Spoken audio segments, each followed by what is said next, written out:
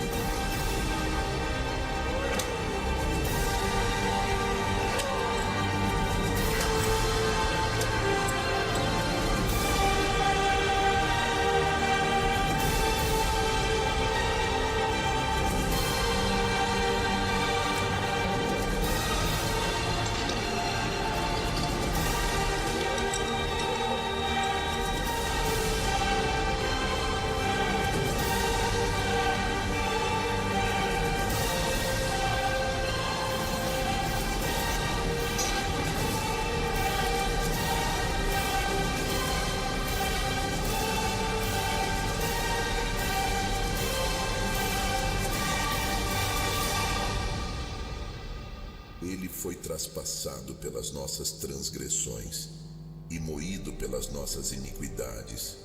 O castigo que nos traz a paz estava sobre ele, e pelas suas pisaduras fomos sarados.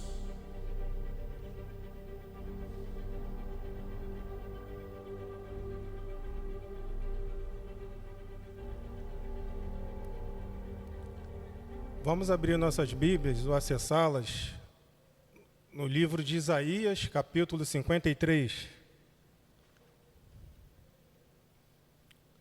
Livro de Isaías, capítulo 53, onde nós meditaremos essa noite.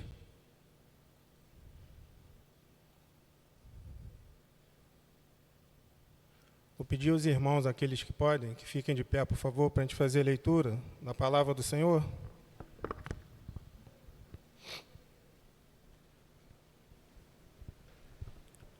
A minha versão é Almeida 21.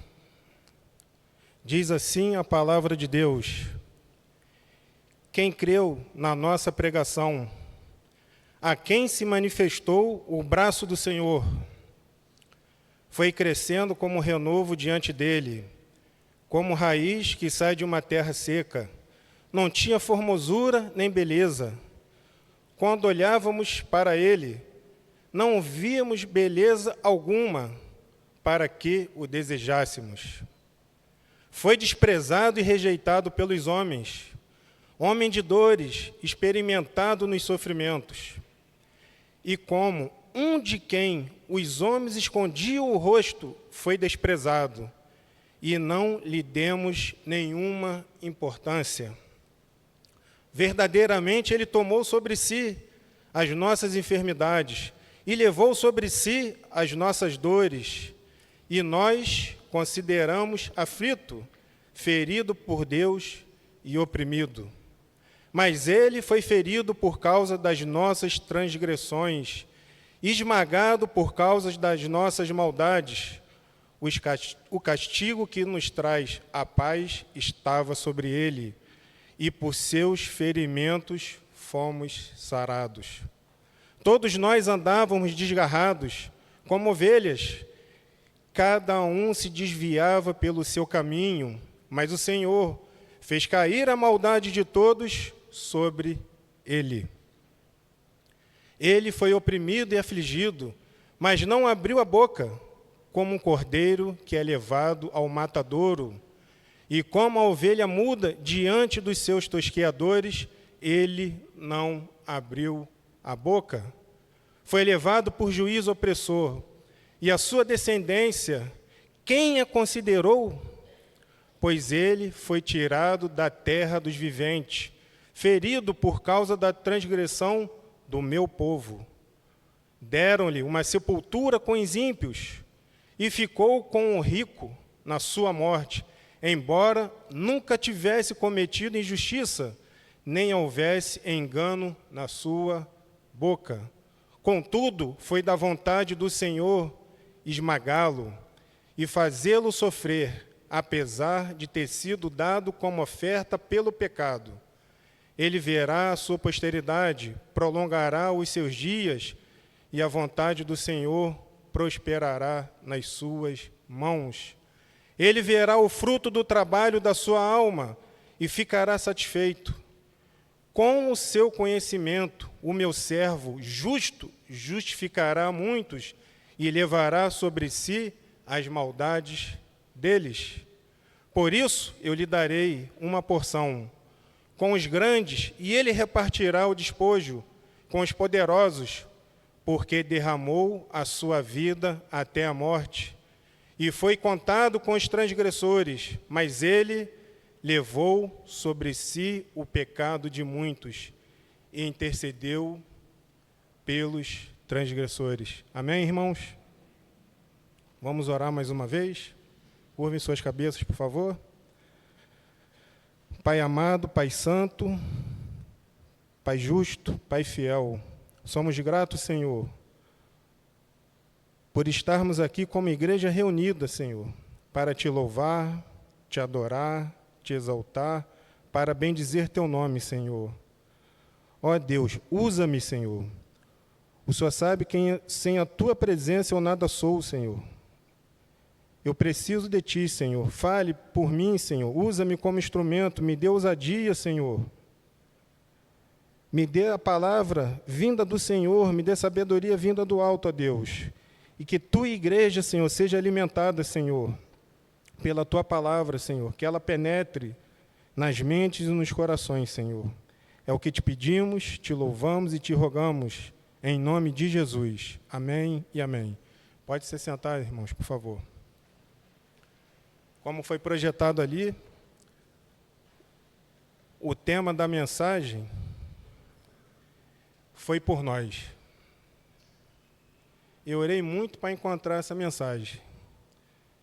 Eu aprendi com o pastor Diné, no curso que nós fizemos, que a gente tem que encontrar a verdade central do texto. Não sei se essa é a verdade central do texto. Porque ele levou sobre si os seus pecados, os nossos pecados. Nós acabamos de festejar o Natal. Para muitos, é a época de pedir perdão, de perdoar, de fazer as pazes, reatar amizades, promover reencontros, participar de confraternizações, festas, dar presentes, ganhar presentes, ceias, não é verdade, irmãos? Muitos, infelizmente, só fazem essas ações na época do Natal. Nós, como cristãos, não. A gente pratica todas essas ações cotidianamente, né? No nosso cotidiano. Nesse mês que passou, ou melhor, que ainda está passando, hoje é o penúltimo culto do ano, né? A Igreja Batista do Fonseca, através das pregações, dos louvores, né? Pregações messiânicas, mensagens messiânicas, tivemos o musical Jesus, o Nosso Tesouro. Relembramos o nascimento de Jesus. Aquele a quem, como nós louvamos aqui, devemos glorificar, exaltar, santificar, elevar o nome dele sobre todos os nomes, diariamente. Diariamente. Aquele que nasceu para nos salvar da escravidão, do pecado. Aquele que nasceu para nos salvar da morte eterna. Acabamos de assistir um vídeo, não sei se aqui alguns reconheceram a cena do filme, foi o filme A Paixão de Cristo, do Mel Gibson, que mostra parte do sofrimento de Cristo na grande marcha para o Monte da Caveira. Alguém assistiu o filme A Paixão de Cristo? Então, esse foi um pequeno trecho do vídeo. A maior marcha registrada nas Escrituras Sagradas, quiçá da história do mundo, não com rodas de carros de guerra, nem com pompas de homenagem a um rei ou uma pessoa de grande influência da realeza, mas ao som de passos de um homem andando para a libertação e a coroação dos pecadores. Isaías descreve que o servo marcha arrastando consigo todas as máscaras da humanidade. Todas as máscaras que nós usamos, todas as máscaras que o povo judeu usava na época. O servo marcha sendo açoitado. O servo marcha debaixo da zombaria da multidão. O servo é erguido no leito vertical da morte. As mãos e os pés do servo foram rasgados. Foram pregados no madeiro. Foram 6 horas de humilhação. Sofrimento, dor e horror. Assim, meditaremos na peça central do livro de Isaías. Eu tive o cuidado de estudar, orar muito, e todos os teólogos, estudiosos, são unânimes em dizer, de todo o livro de Isaías, o capítulo 53 é a peça central de seu livro, que é incomparável com qualquer outro texto, no qual o profeta fala sobre o servo, que se chama Cristo Jesus, como Cordeiro de Deus que foi sacrificado, dando destaque que a justiça de Deus está no cerne da obra de quem? Do servo. Desse modo, vemos que o profeta Isaías nos apresenta o braço do Senhor, que realiza a paz com Deus, E a primeira pergunta que veio a mim mesmo foi: braço do Senhor. Eu sei que Deus não tem braço, Deus não tem mãos, Deus não tem olhos, porque Ele é Espírito. E aí, estudando, eu fui ver braço do Senhor, para que estabeleça o povo em justiça, né? Irmãos, então, braço do Senhor não é alguém, não é algo à parte do Senhor, mas é o próprio Senhor em todo o seu poder, como descrito pelo salmista, no Salmo 44, 3, que diz: e não foi pela espada que conquistaram a terra, nem foi a força deles que os salvou, mas sim tua destra e teu braço, e a luz do teu rosto, porque te agradaste deles. Dito isso, o profeta Isaías começa fazendo uma pergunta. Uma pergunta que ele fez muitos anos antes de Cristo. E uma pergunta que cabe para a gente hoje. Quem creu na nossa pregação? Assim começa o texto que acabamos de ler. Nesse aspecto, precisamos ter a certeza de que Deus sempre falou pela boca dos profetas. Desde o início do mundo, desde Gênesis, Deus já falava com a humanidade, já falava com todos. Como podemos testificar em Atos 3:21, que diz: é necessário que o céu o receba até o tempo da restauração de todas as coisas, sobre as quais Deus falou pela boca dos seus santos profetas desde o princípio. Hebreus 1, de 1 a 3 diz: no passado, por meio dos profetas, Deus falou aos pais muitas vezes e de muitas maneiras. Nesses últimos dias, porém, Ele nos falou pelo Filho, a quem designou herdeiro de todas as coisas, e por meio de quem também fez o universo. Aprendemos hoje de manhã. Quem lembra da mensagem de hoje de manhã? Quem foi o Criador de tudo? Quem foi o Criador do universo? Quem foi a igreja? Jesus. E aqui diz, Criador do universo.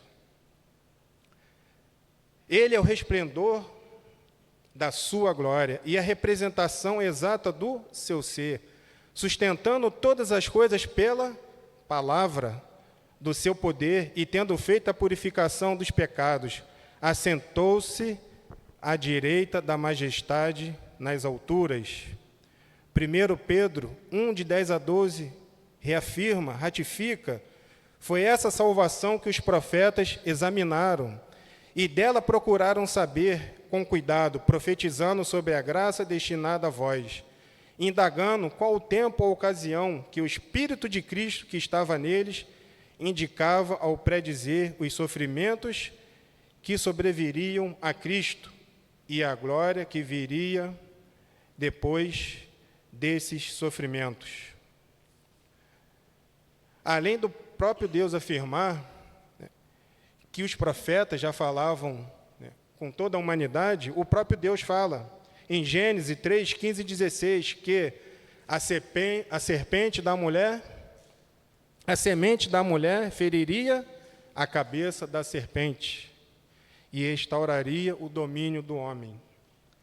Entretanto, a resposta para a pergunta do profeta é de que o mundo não reconheceria o servo quando ele aparecesse, sendo esta profecia cumprida, literalmente, com a primeira vinda de Jesus, uma vez que Israel não o recebeu, conforme relatado no Evangelho de Jesus Cristo, escrito por João 1, de 9 a 11, que diz: pois a verdadeira luz que ilumina todo homem estava chegando ao mundo. O Verbo estava no mundo, e este foi feito por meio dele, mas o mundo não o reconheceu. Ele veio para o que era seu, mas os seus não o receberam.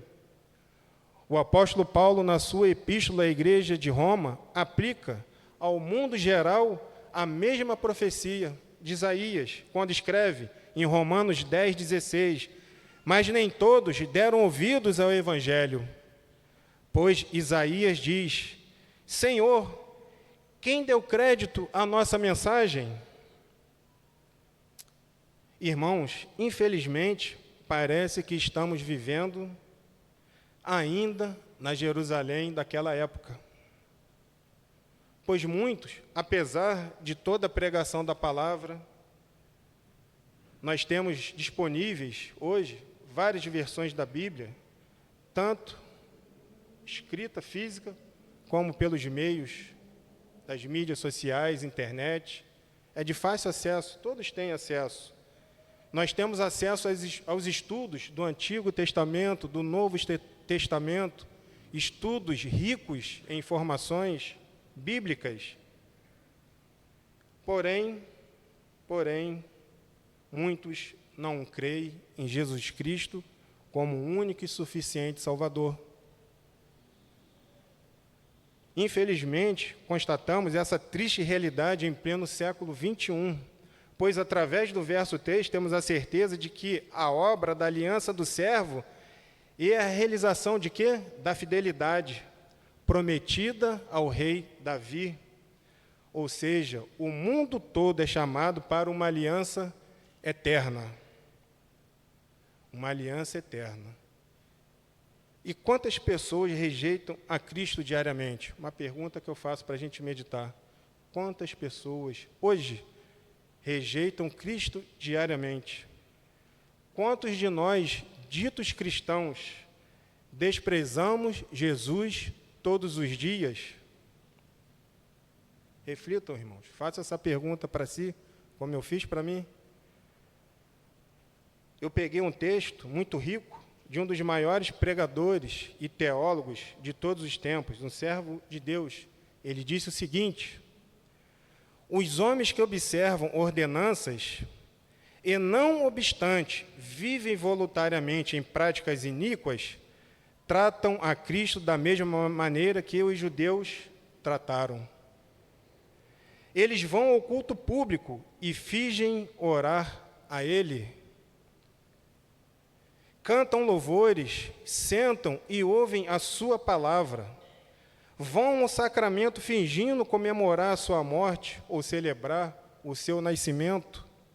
Assim, ajoelham-se diante dele e dizem: salvem, Rei dos Judeus.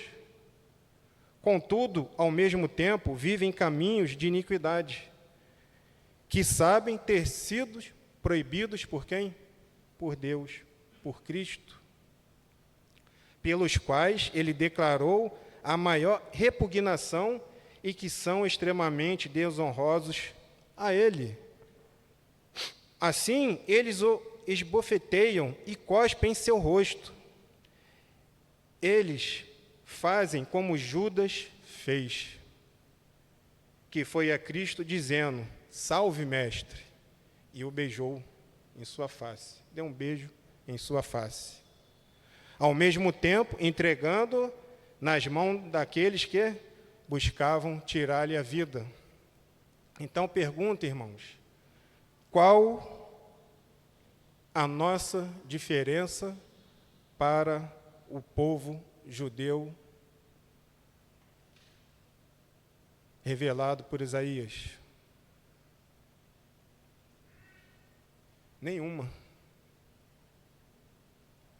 Pois estamos rejeitando, desprezando o servo fiel, que levou sobre si as nossas enfermidades e dores. Tem uma bela canção chamada Isaías 53 que diz: ele não tinha qualquer beleza ou majestade para nos atrair, nada havia em sua aparência para o desejarmos. O mais rejeitado dentre os homens, ainda assim carregou nossas dores. O seu castigo nos traz a paz, e a esperança não se esvai. O servo tinha um semblante desfigurado, não tinha formosura e nem beleza.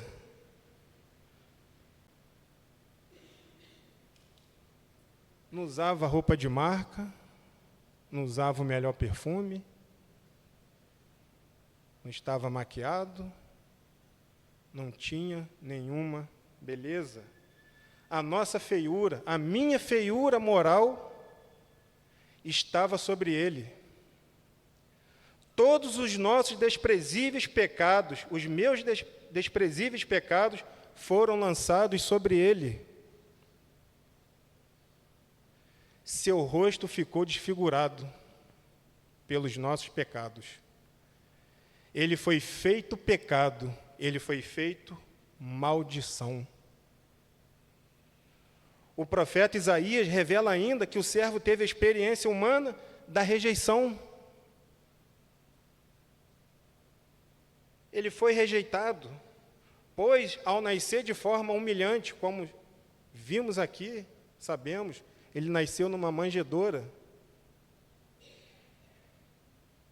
O Criador do universo nasceu numa manjedoura. Nasceu numa manjedoura, de forma humilhante. E por não se autodeclarar rei de Israel, e muito menos se vestir como alguém da realeza, um rei, não foi encontrada qualquer beleza nele. Tal fato nos mostra a total falência das emoções humanas. Irmãos, ele foi rejeitado pelo seu povo. Ele foi rejeitado pelos religiosos da sua época. Ele foi rejeitado pela mesma multidão que o aplaudiu quando ele entrou montado no jumento em Jerusalém. Ele foi rejeitado pelas autoridades romanas. Ele foi rejeitado pelas autoridades judaicas. Ele foi rejeitado pelos seus apóstolos. Judas o traiu, Pedro o negou, os demais abandonaram e fugiram. Ele ainda é rejeitado quando nós amamos mais o pecado. Ele ainda é rejeitado. Aprendemos hoje que o servo, Cristo Jesus, é o cabeça da igreja. Lembram da mensagem de hoje? Que ele é o cabeça da igreja? E que Paulo retrata a igreja como um corpo, um organismo vivo? Lembra, irmãos? Da brilhante mensagem de hoje? E foi dito, foi pregado. É Cristo Jesus quem direciona a sua vida? E eu acrescento, é o Senhor Jesus que ocupa a melhor parte do seu coração? É Jesus que ocupa o trono do seu coração? É o Senhor Jesus que ocupa? Devemos ter atenção no que Isaías quis dizer nos versos 4 e 6, pois mesmo que os verbos estejam no passado, eles estão prevendo acontecimentos futuros, quando da vida do Messias. São os perfeitos proféticos do profeta. Isaías estava dizendo que o Messias iria suportar as consequências do pecado das pessoas, quais sejam as enfermidades e as dores da vida. Contudo, os judeus que para ele olhavam, achavam que Jesus estava sendo o quê? Punido por Deus pelos seus próprios pecados. Pelos seus próprios pecados. O Evangelho de Jesus Cristo, segundo o apóstolo Mateus, afirma que, ao cair da tarde, trouxeram-lhe muitos endemoniados, e com a sua palavra ele expulsou os espíritos e curou todos os enfermos, para que se cumprisse o que havia sido falado pelo profeta Isaías. Ele tomou sobre si as nossas enfermidades e carregou as nossas doenças. Mateus 8, 16, 17. Desse modo, entendemos que Cristo suportou tanto a culpa quanto a maldição do pecado. Conforme Gálatas 3,13, que diz: Cristo nos resgatou da maldição da lei, tornando-se maldição em nosso favor. Pois está escrito: maldito todo aquele que for pendurado em um madeiro. Contudo, o profeta diz que ele foi ferido, foi transpassado, esmagado por nossas maldades. Ele quer dizer que tudo isso fazia parte da obra de expiação pelo qual o sangue do servo foi derramado. Desse modo, Isaías revela que o servo sofreu não por causa de seus próprios pecados, uma vez que ele não tinha pecados, ele era santo, mas como substituto perfeito e definitivo dos reais pecadores. Eu, cada um de vocês aqui, todos nós. Todos nós. O autor da Epístola aos Hebreus afirma: porque não temos um sumo sacerdote que não possa compadecer-se das nossas fraquezas, mas alguém que, à nossa semelhança, Jesus foi 100% homem, 100% Deus, foi tentado em todas as coisas, porém, sem pecado. Ele resistiu todas as tentações. Hebreus 4,15. Em Hebreus 7,26 diz: porque precisávamos de um sumo sacerdote como este, santo, inocente, imaculado, separado dos pecadores, tendo se tornado mais sublime que o céu. Era Deus, irmãos, que estava esmagando o seu Filho na cruz. Porque o Pai, quando esmaga, moe, como está em algumas versões, moeu o seu Filho na cruz, ele estava colocando a sua ira sobre ele. E sabe por quê? Porque ele viu em Cristo a minha face. Ele viu a face de cada um de nós aqui. Ele viu os nossos pecados. Porque ele fez o seu Filho se tornar pecado por mim, por você, por todos nós. Quando Deus olha para o seu Filho na cruz, ele vê a nossa vergonha. Ele vê o nosso imerecimento. Todos os nossos pensamentos maus, todas as coisas perversas, embaraçosas que já fizemos e às vezes ainda queremos fazer, que ainda pensamos em fazer. Imaginem, irmãos, nossas vidas sendo transmitidas ao vivo. Prestem bem atenção no que eu vou dizer agora.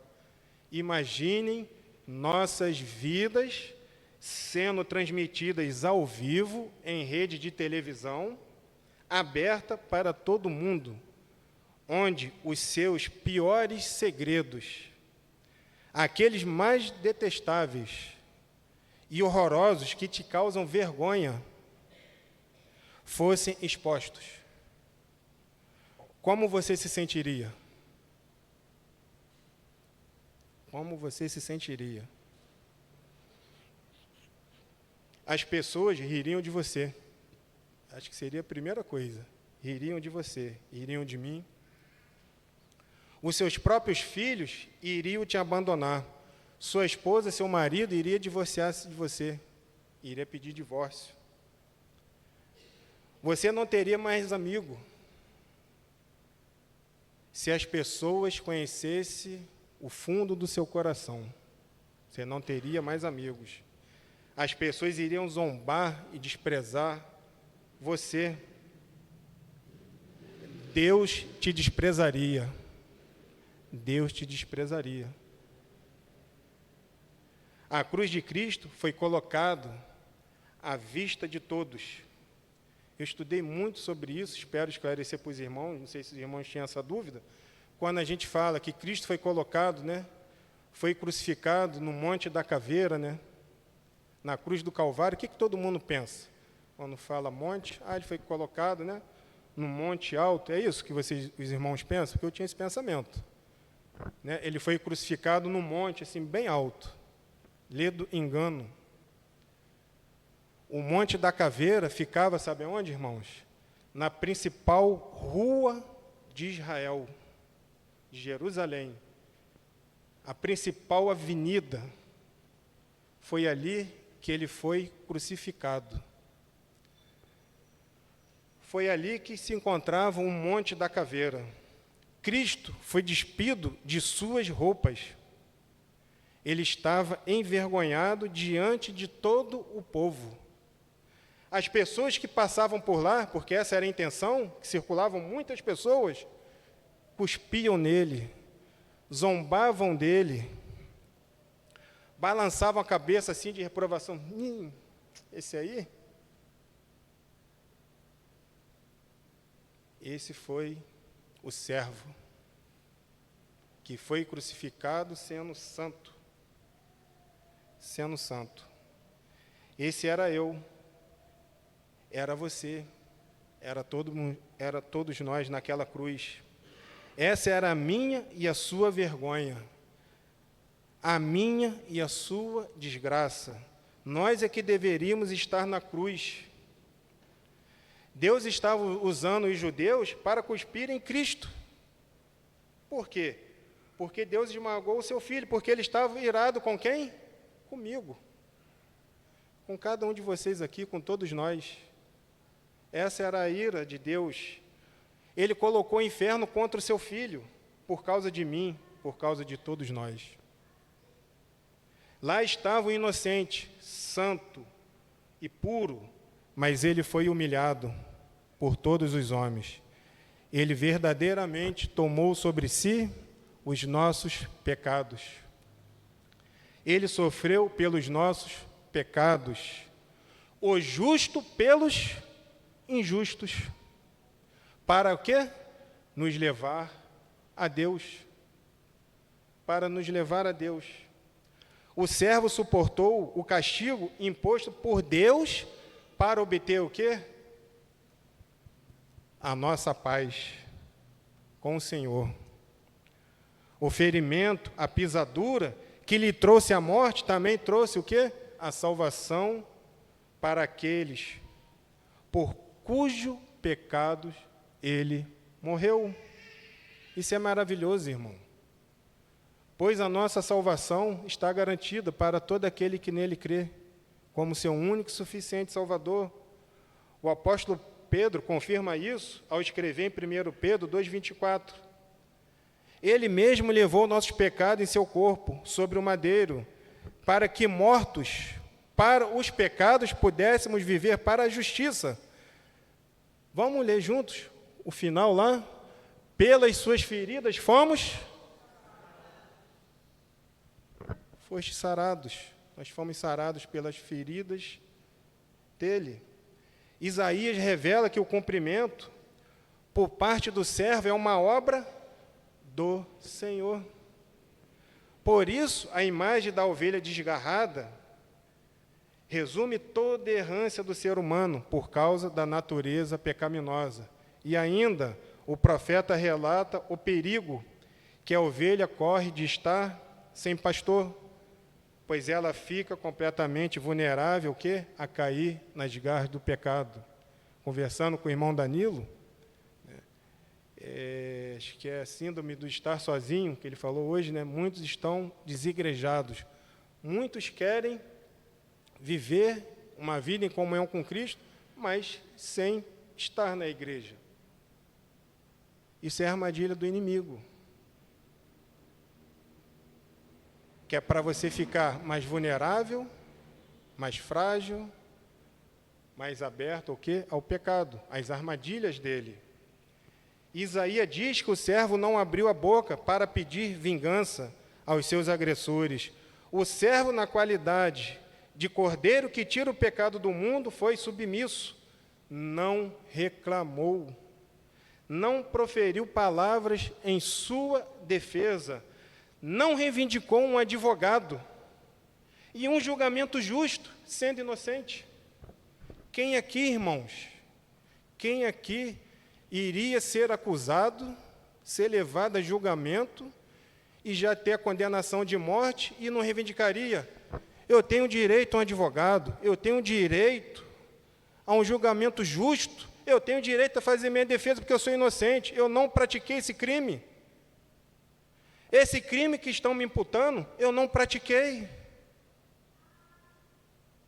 Não é isso, irmãos? Não era isso que a gente faria? Eu faria assim. Eu, como advogado, principalmente, faria assim. Quem aqui não faria? Porém, entretanto, todavia, ele se entregou. Ele voluntariamente foi à cruz. Jesus não se rebelou ao ser preso. Jesus não se rebelou ao ser acusado, ser julgado, espancado e pregado na cruz. Ele não bradou o quê? Por socorro. Pois ele foi tirado da terra dos viventes, ferido por causa da transgressão do meu povo. Verso 8. Embora o servo tenha sido condenado como um criminoso, todos sabem, ele foi colocado ao lado de 2 ladrões, de 2 ímpios. De 2 ímpios. Ele foi sepultado, entretanto, em um jardim de propriedade, um valioso jardim de propriedade de quem? De homem rico e ilustre membro do Sinédrio, José de Arimateia. Entretanto, mais uma vez, irmãos, ele não tinha pecado algum. Isaías fala mais uma vez que o servo se entregou ao sacrifício perfeito, sendo a sua morte substitutiva de maneira definitiva.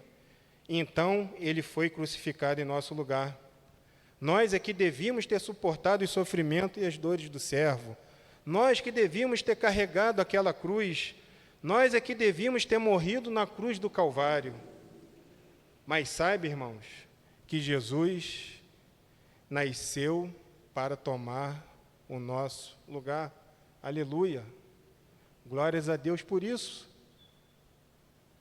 Percebemos nitidamente um propósito divino na opressão do servo, pois mesmo sendo esmagado, algumas transcrições, algumas versões, a própria Ara diz transpassado, mesmo assim o servo foi vitorioso.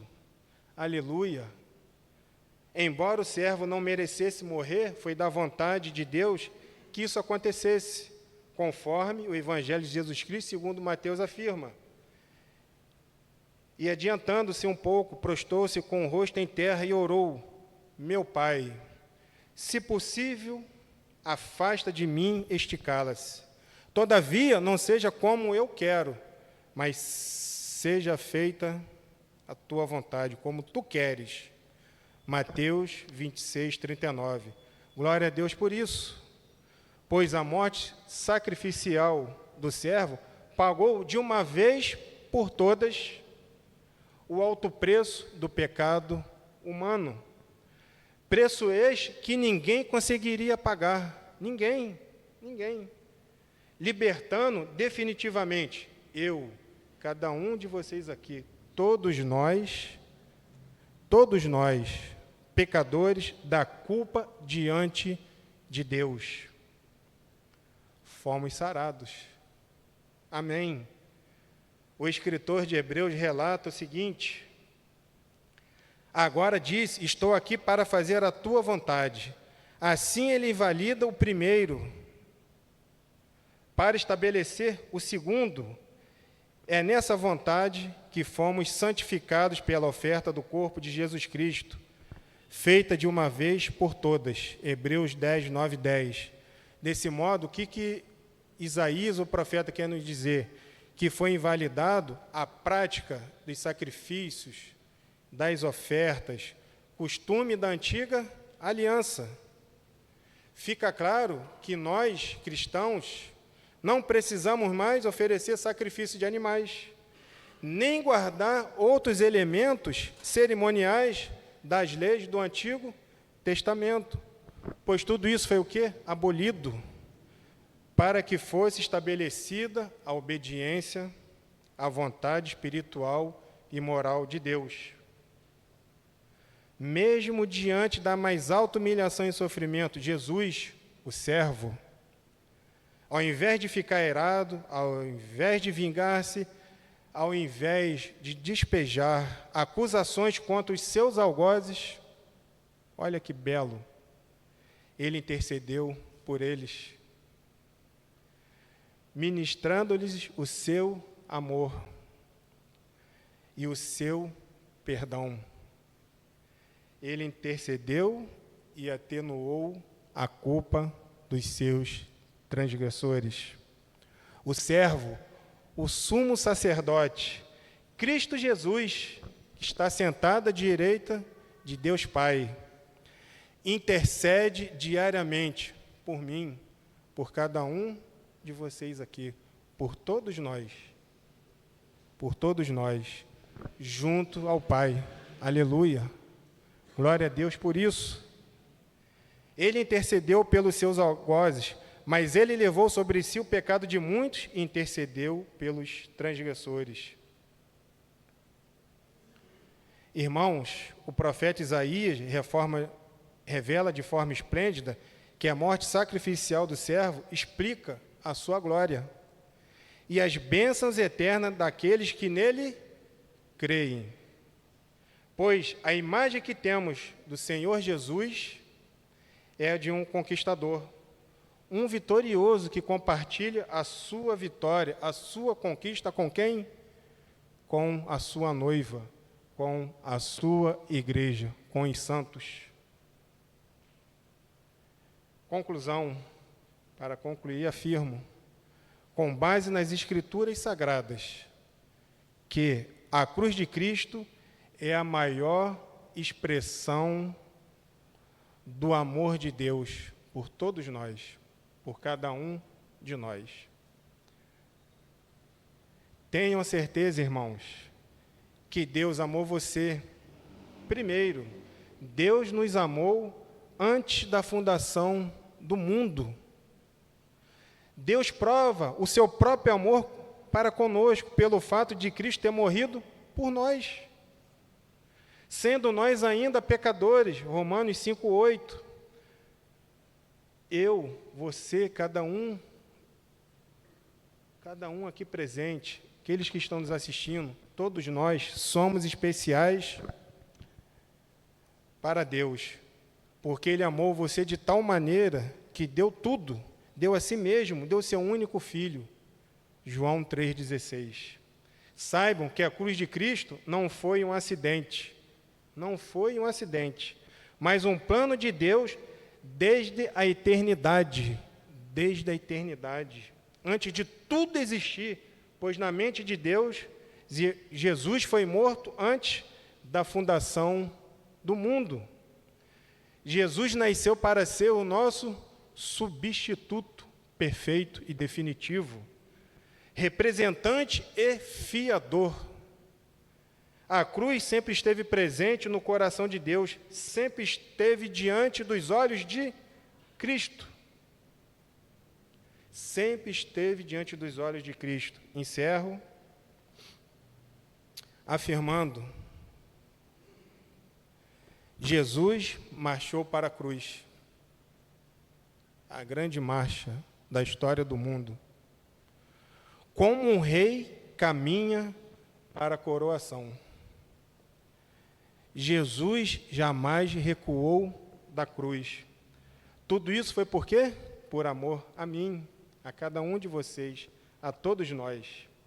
Creia nisso, irmãos, de todo o coração. Foi por nós que o servo nasceu, morreu, ressuscitou e ascendeu. Ele levou sobre si o pecado de muitos, para que pudéssemos ser aceitos como filhos de Deus e, consequentemente, o quê? Herdar o seu reino, herdar o reino do Senhor. Paulo, na sua epístola aos Romanos, capítulo 8, versos 17 e 18, diz: se somos filhos, também somos herdeiros, herdeiros de Deus e co-herdeiros de Cristo. Se é certo que sofremos com ele, para que também com ele sejamos glorificados. Considero que os sofrimentos do presente não se pode comparar com a glória que será revelada em nós. Amém, irmãos? Irmãos, curvem suas cabeças, vamos orar. Ore no seu íntimo. Ore ao Senhor, pedindo para que a paz do Espírito Santo seja com cada um de vocês. Saibam de forma absoluta, com base nas Escrituras Sagradas, que a morte do servo, Cristo Jesus, não foi determinada por fatores circunstanciais. Cristo não foi morto porque Judas o traiu. Cristo não foi morto porque os sacerdotes o prenderam. Cristo não foi morto porque o Sinédrio sentenciou.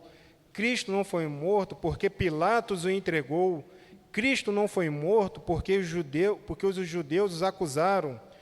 Cristo não foi morto porque Pedro o negou. Cristo não foi morto porque os soldados o pregaram na cruz. Cristo foi morto pelos nossos pecados. Os nossos pecados levaram Jesus à cruz. Jesus voluntariamente foi à cruz, por amor a mim, a você e a todos nós. O sacrifício do servo já estava determinado desde a eternidade.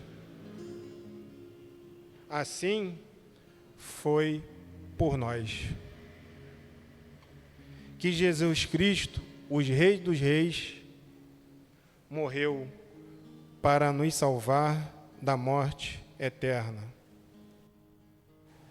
Pai amado, Pai santo, Pai fiel,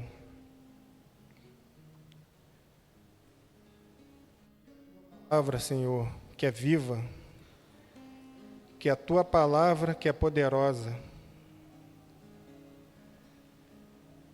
que a Tua palavra que é eficaz, penetre, Senhor, no coração da Tua igreja, ó Pai. Ó Deus, se tem alguém aqui presente, Senhor, ou alguém que nos assista, que tem te rejeitado, Senhor, que tem te negado, ó Pai, que tem esquecido o teu sofrimento, Senhor, no Monte da Caveira, Senhor. Ó Deus, que teu Santo Espírito possa falar, Senhor, que teu Santo Espírito nessa noite, Senhor, possa transformar, Senhor, esse coração, essa mente, Senhor.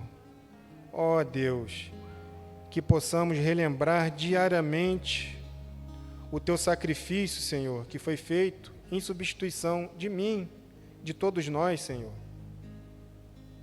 Que nós possamos verdadeiramente, Senhor, te buscar, que possamos verdadeiramente nos deleitarmos na Tua palavra, Senhor, que possamos verdadeiramente ter uma intimidade sincera com o Senhor, para que Teu Santo Espírito possa nos guiar, Senhor.